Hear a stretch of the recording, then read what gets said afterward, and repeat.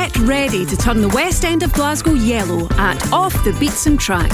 Join Beatson Cancer Charity on Sunday the 24th of August for a feel-good 10k walk, packed with music, laughs and loads of fun. Bring your pals, your wee ones and even bring the dog. Every step supports people facing cancer across the west of Scotland. Sign up now at beatsoncancercharity.org and make a difference with Off the Beatson Track, the brightest walk in Glasgow. See you then. Hello, I'm Laura Boyd and welcome to the latest episode of our podcast, Beatson Talks, where today I am delighted to be joined by Bryan Marshall, a man who's no stranger to a microphone. He's a music maestro, but we'll get on to that. Bryan, first of all, how are you? Hello, I'm fine, Laura. Yep, thanks very much for having me. Thank you for joining us. I like that you're in your Beatson yellow shoes and yellow socks. Yes. It's very impressive. Over the years, I have acquired many yellow products to wear for such occasions. Excellent. Well, they are cheering me up today. They look amazing. Socks and all, you'll notice. I know. I'm super Actually, I should have impressed. worn my Beatson socks. I've just realised. Beatson socks. Well, there's now tartan. Beatson tartan. Yes, I know. I have a Beatson tartan hat. Oh, so do I. But I just realised. I just got those last week. I should have put them on. Next time, Bryan. Tell me then a bit about how you became involved with the Beatson. So my involvement with the charity actually stems back to, I'm thinking about 2013 actually. So before it was Beatson Cancer Charity, it was Friends of the Beatson. Yeah. And the choir that I was running at the time, they were supporting that charity.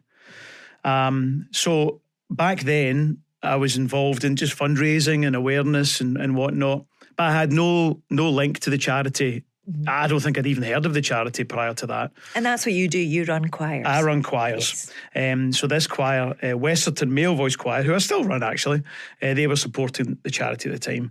And I remember I was going out to sing in the Wellbeing Centre, which, mate, I can't imagine that wasn't too long after maybe it opened. I might be wrong with that. And yeah, so that was that.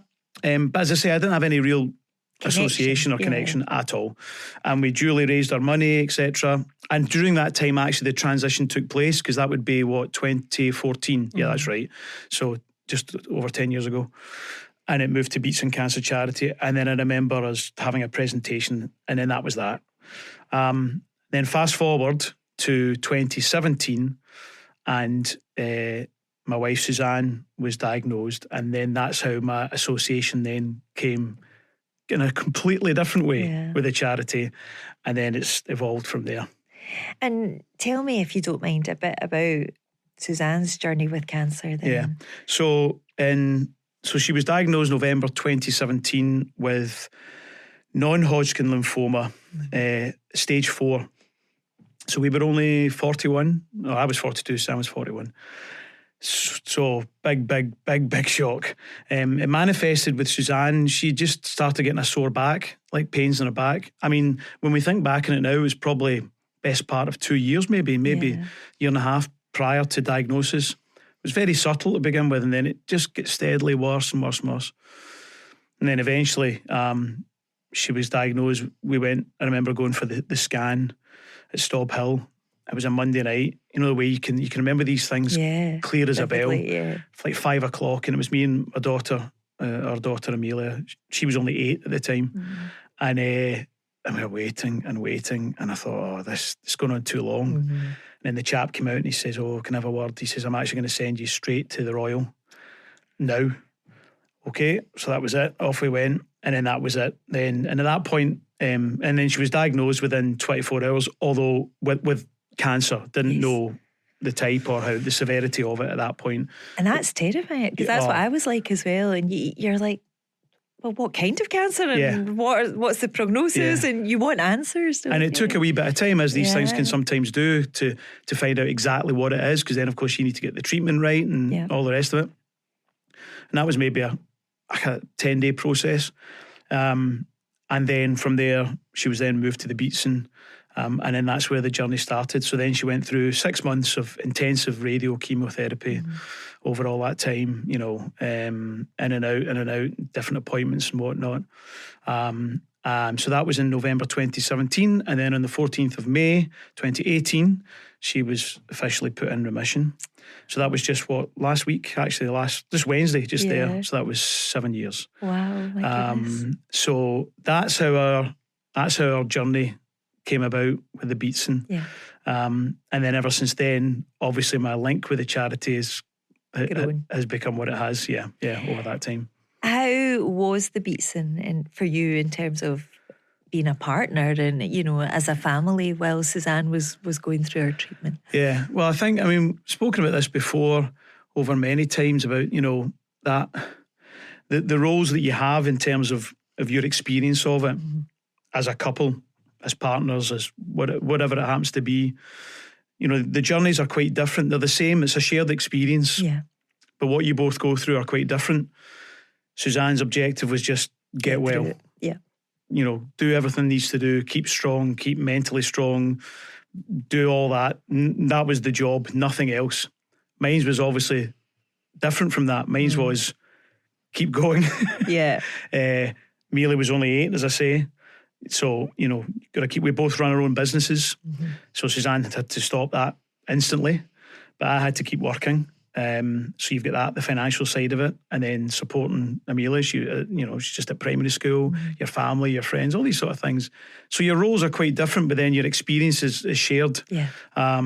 So it's when you have the external support from the likes of the Beatson and the people involved in that, well, that just makes that whole experience, you don't want to say easier because it's not easy. Yeah. It's not easy at all.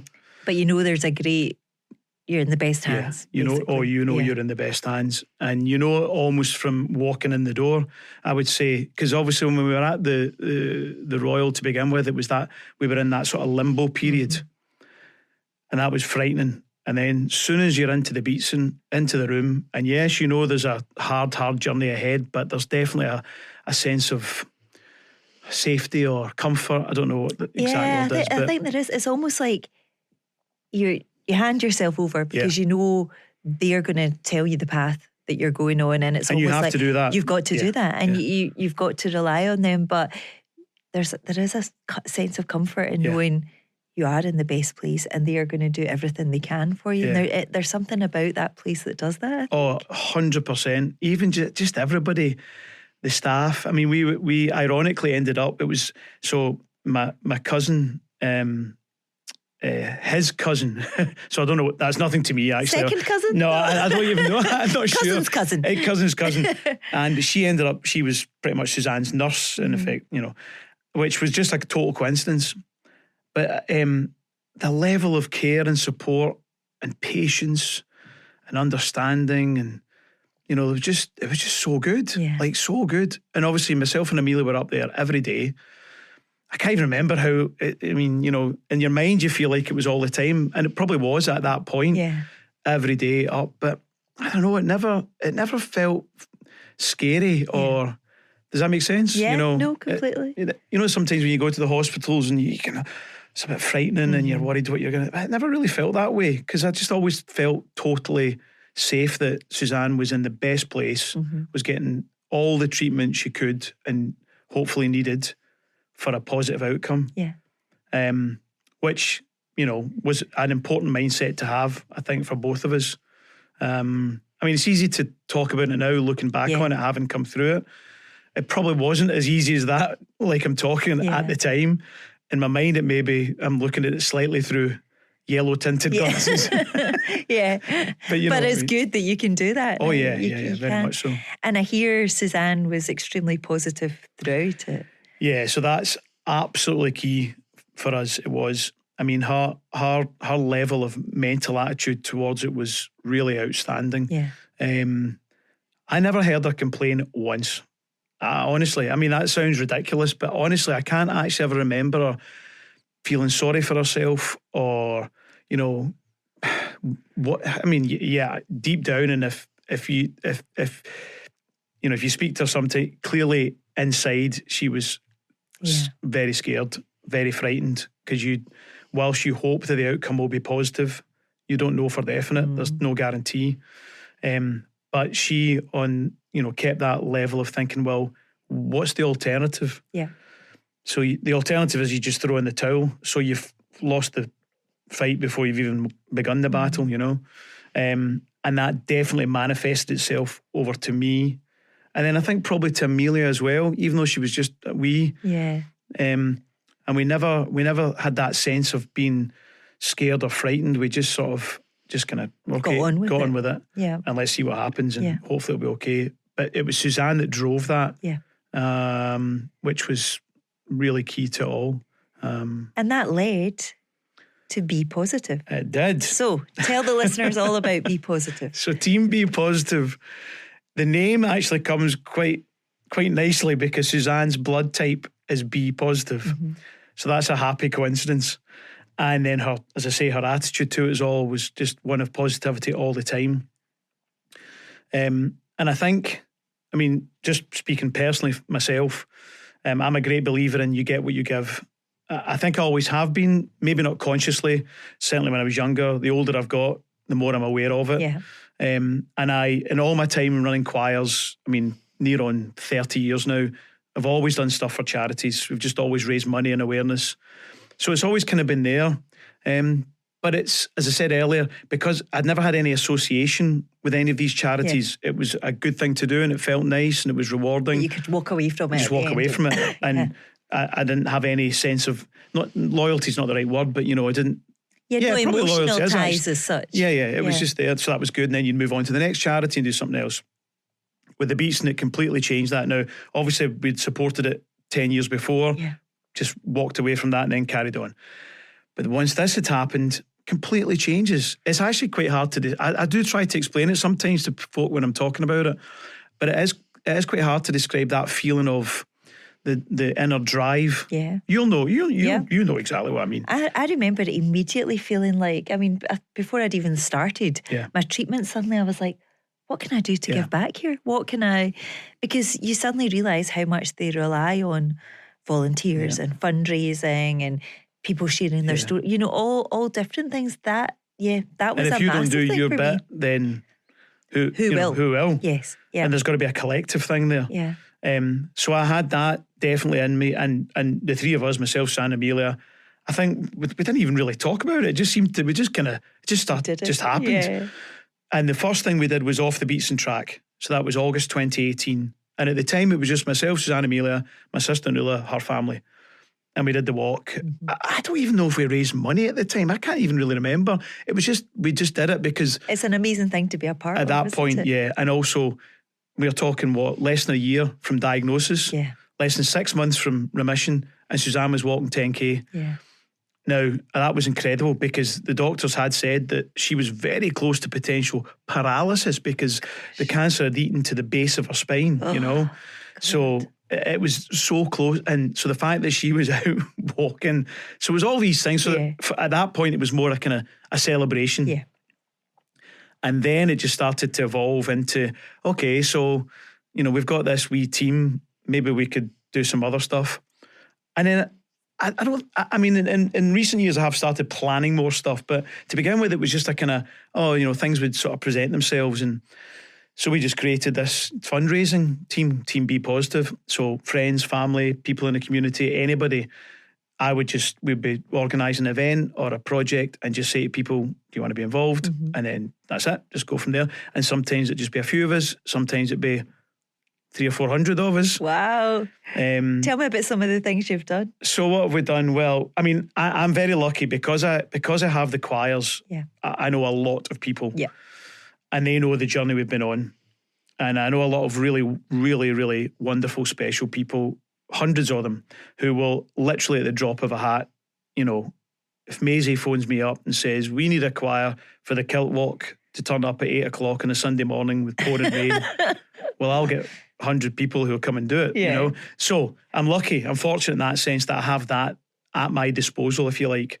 So that does help a lot. Yeah. But we've done Off the Beatson track every year. And in recent years, what we've done is I take the guitar with me now every year. And usually there's maybe, I don't know, sometimes there's 100 of us. We've had anything between 30 to 100. And we're just walking round and we sing songs as we go round the walk. That'll keep the spirits up, my goodness. Keeps the spirits up. Well, we've done it now. I think that's 5 years we've done it. Well, there was those few years of lockdown where we did the virtual stuff, so we did that around our area. But the last few years we've done the guitar, and I found all the good places now to go and sing. So where's the best the spot? Tunnels. Oh. See the big tunnels? Yeah, they're... Is that, aye, they are tunnels. Yeah. They're the best places. Yeah. Under the expressway, that wee bit there when you first start, and then later on. So we stop there and we'll sing. Oh, it's great. Do people join in? Oh yeah. Oh yeah. Yeah, they join in and they dance and it's brilliant. Yeah. So that's one thing. We've done so in terms of like sort of sporting activities, if you like. In recent years, I've done quite a few half marathons and 10Ks. So I'd started running about 10 years ago, actually, but I say start running. I shuffled around a wee bit, you know. Listen, any movement is good, Brian. Yeah. We're all good. And then I did 5Ks, 10Ks, and then I did the big one I did was the Edinburgh half marathon, and that was just not long after Suzanne had been diagnosed, and that was a biggie. And then as time goes on, I've done other ones, and then I did the London Marathon a couple of years back. Anybody who's listening to this will be sitting screaming at it, saying, "Oh, here he goes again." If we've not heard he's done the London Marathon once, we've heard Listen, own that. That's a big deal. Well, I intend to. Good. I intend to. My dad, my dearly departed dad, who I lost last year. Oh, I'm so sorry. He ran the Scarborough Marathon back in the 1980s. And did he cling on to that? Forever. Forever. So I'm doing the same with my London. Quite right too. Quite right. And that was an incredible experience. Not just obviously the whole doing it for the charity. We went down to Scotland House, where the charity have got a wee, sort of a link with the group down there. And it was brilliant. After the race, we came back and my dad and mum were there and my family and Suzanne. It was just all great. And it was just such a lovely feeling. Other folk who ran it for the charity. There was only, I think, 4 or 5 of us. Because it's quite hard. It's a big thing. It's a big thing to do. Not just to run the thing, but just to get yourself there, get a place to start with. Yeah. So it's quite hard. But that was amazing. So we've done that. Last year we did the West Highland Way. Wow. So it was 4 of us, myself, Suzanne. Oh, she did it. She did it. Our friends Catherine and Sabrina. So the 4 of us did it over 7 days last year. And that was an incredible experience. Yeah. We had all kinds of weather, 4 seasons in 1 week we had at the beginning of April. Oh, no. And we were cursing this year because the weather's been amazing. It's gorgeous, yeah. And this time last year it was not like that. So we've done that. And then just loads of singing stuff. We've done some big events I do, we'll just have buckets at it. We've done small things, like quite often we do Christmas fairs in the house with Suzanne's side of her business. She does textiles, and we have Christmas, and we always do a tombola, and I can't even think now that I'm... How important has that been to you as an individual, but also as a family, for the 3 of you to come together and to be able to give back like that? Really important. Yeah, I mean, it's quite... I have to check myself sometimes because... And there'll probably be, I would thought, people listening to this who might know what I mean, is that you have to get the balance right, because life goes on. Yeah. And, we have a family, and, we have our jobs, and we have our friends, and we just have our commitments that we have. And I do have to be pulled back sometimes a wee bit, and Suzanne's very good at that. I'll just want to do everything all the time, because it's just an inner drive that I have that I do find quite hard to switch off. And it's not a negative thing, but at the same time you have to temper it with you've got to balance your life as well. Just living, but at the same time continuing wanting to give back. So when we do stuff, the reward for that is really, really nice, because I just always think anytime we do anything, no matter how small or how big, I just always know that it will be helping somebody. Yeah. And many other people, like forever. Like, unfortunately, forever. It probably will be for a long, long time. So I just always keep that. And there had to be people who did the same as us to allow Suzanne to come through, and for us. So that's what I just always think of. There had to be people before us who supported to allow us to come through. And then, so that there's that inner sense of, it is a commitment. And you want to help the people who are next in your shoes. Correct. I guess. Yeah.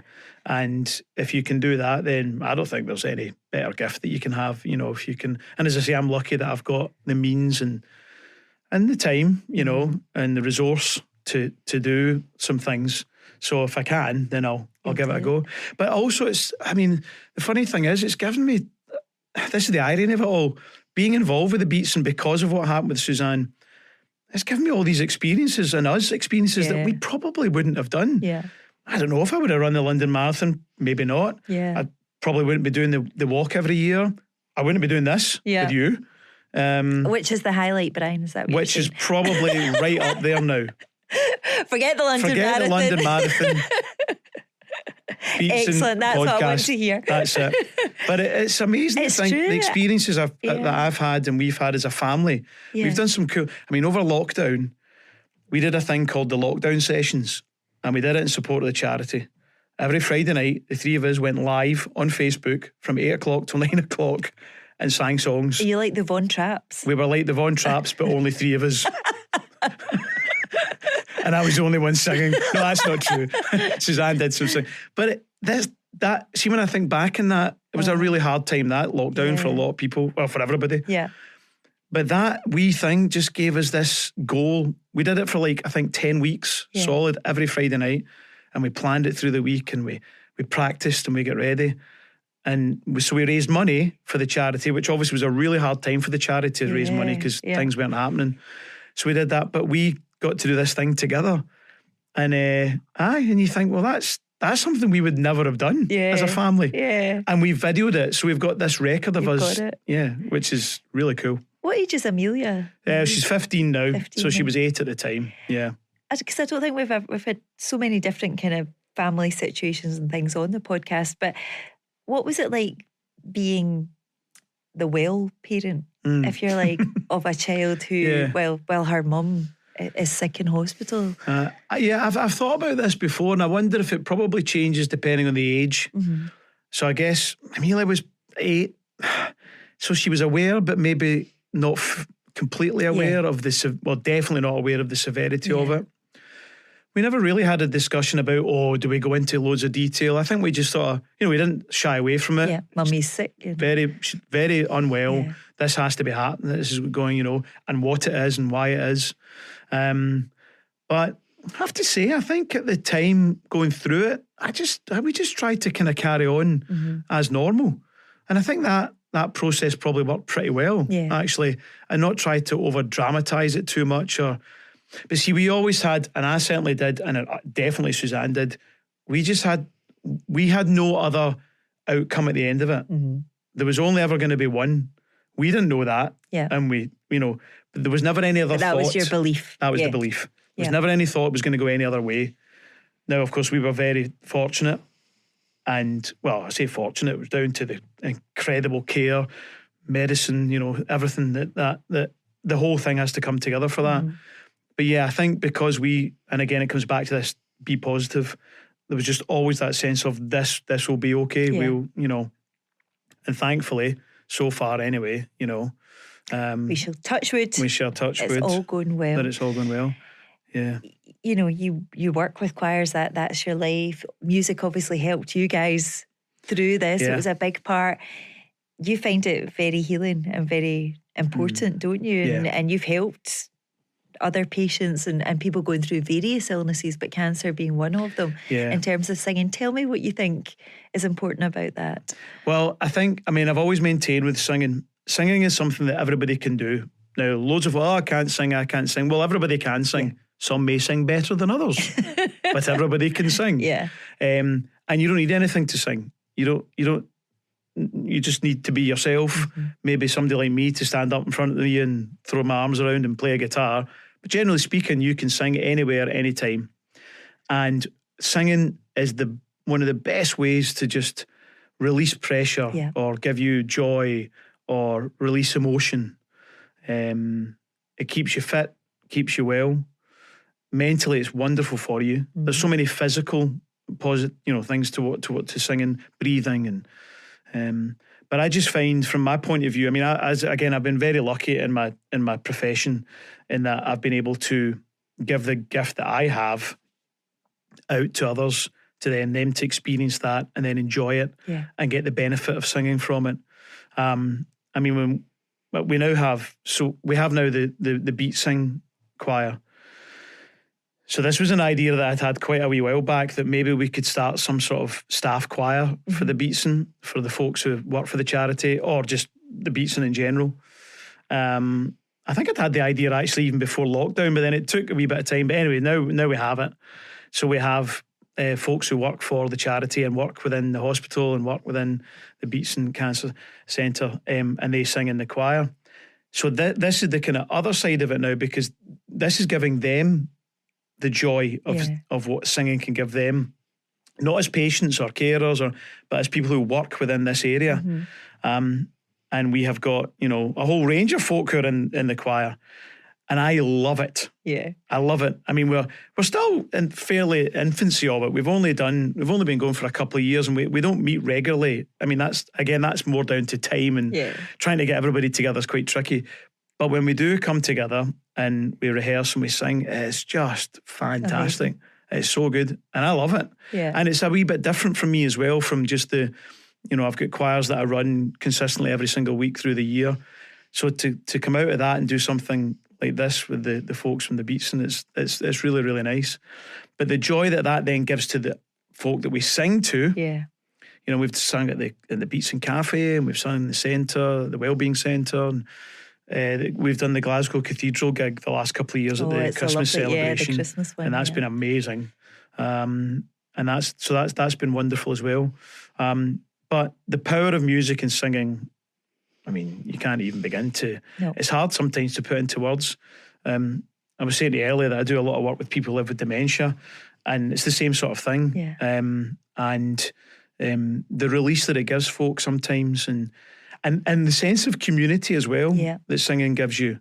And I think that transcends really well within the Beatson community, is that, when we do things like the kilt walk, and it's just so good when you're there and everybody's cheers everyone up. Cheers everybody up. Yeah. You see folk coming down, like that was only a few weeks back that we did it, and they're walking down in all their yellow gear, and you see them and you just feel this, you're like, come on, and everybody's smiling, and all these folk in my choir, they're giving up their time to, and they just come and do it, and they love it.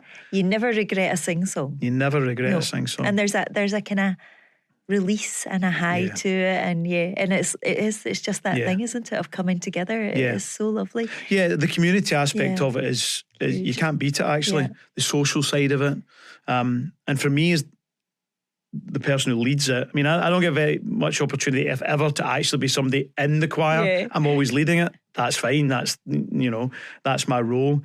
But I get a huge amount of reward from it. I really do, So it's been therapeutic to you, isn't it? Very much so, because people have sung in my groups have said to me so many times, what it does for me is just wonderful. But I get it as well. Yeah. I mean, I'll go to some of my sessions sometimes or gigs, and he's had maybe a bit of a hard day or a tired week. Oh my goodness, you get up there, and even though it's a job for me, it's not really a job. It's like my job. It's not a real job. It's a brilliant job. Brilliant. Best job in the world. And it's always changing as well. And because I'm in the world of music, there's always different songs coming out, and, things that you can latch on to. Well, that's what I wanted to ask you. Oh, yeah. Is there a song that sums up how you feel, I guess, about life and at this moment, or something, a song that saw you through? Yes. And I played it when I drove here today. What was it? It's a song by the New Radicals, and it's called You Get What You Give. Don't let go. You got the music in it's a great song, And there's something about it that, I think it's the lyric, obviously it's the lyric. The lyric is, don't let go, you've got the music in you. Can't forget, you always get what you give. I don't know, it's just always resonated with me from like way back. I mean, it's from like mid-90s, I think, that song. Yeah. Late 90s. And it's just always been a song, and it's quite a uplifting song. And I mean, I'm sure there's probably other messages around it that I'm not even aware of, but I don't really care about it. That's how it speaks to me. And there's something about that song that if I'm needing a wee kind of pick me up, or I just want to remind myself, I just always think of that, got the music in you. You can't forget, you only get what you give. So that would, there's loads of other songs as well, but I love that, Bryan. That I'm going to seems to- blast that in my car on the way. It's a good song. True. It's a great song. It's really good. It's a really good song. Yeah. And finally, how is life for the three of you now? How's Suzanne doing? Yeah, she's doing very well. So as I said earlier, that's 7 years in remission. Amazing. On May the 14th. I mean, yeah, there's, you know, her energy levels are not what they used to be, certainly pre-cancer. But it's a very, very small side effect, for want of a better word. You know, generally speaking, she's great. Yeah. Absolutely fine. Walks away, no bother. You know, everything's good. Yeah, it's, I mean, life's never straightforward. Obviously, there's ups and downs, and we've had our fair share, you know, and that was a biggie. It's funny because when I think about it, you know, it was only 6 months. I say only. That only is a big only. Yeah. But it was only 6 months of that intense period of time. And yes, there was before, and then there's been everything after. But it's a very, very small space of time for us anyway. And for a lot of people, actually, it's like that. But it was so impactful in our lives. It changed our lives. It's not an over-exaggeration at all to say that. You know, we moved house. We changed a lot in the way that we live after that, because we were only in our early 40s. And it did definitely make things, we looked at things very, very differently after that, and still do, actually.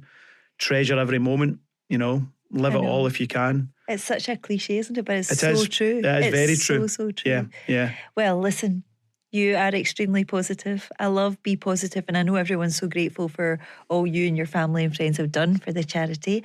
Long may it continue. Will I see you off the Beatson track? We shall be there, guitar in hand. I'm coming to find your guitar. Right. I might even join the choir. You should join the choir. I mean, I would love you're that. technically staff, aren't you? I mean, thanks. I mean, I see myself as staff now. That counts. You We're know. in. Listen, Bryan, you're amazing. Thank you so much, and love to you. your family as well. You're Thank very you. welcome. Thank you for having me.